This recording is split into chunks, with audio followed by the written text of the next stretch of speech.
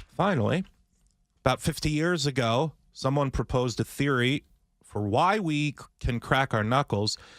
They believed it was because tiny bubbles form when we move our joints. Damn it, that's what I So wrote. when you pop a bunch of them at once, they make a sound.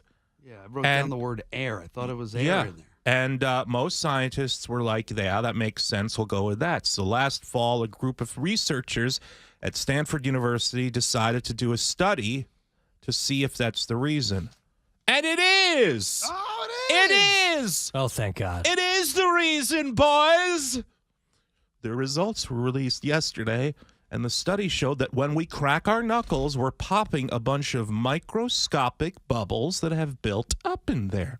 And on the bright side, that means there's now scientific proof that cracking your knuckles almost definitely won't increase your risk of developing arthritis. So crack away. Crack away, boys! Crack away! Don't you crack your neck? I crack my neck, I crack my elbow, I crack my back. Do it all. I Let me crack my see. knee. Go neck. I don't know You're what I filled with can bubbles. do. Yeah, I am. I'm a bubble. Bubble. You're the walking bubble machine. I don't know if you'll be able to. Listen, Yeah, hold it's on, not hold on. there. Okay. Okay, I'll try my back first. Oh! You hear that? Yes!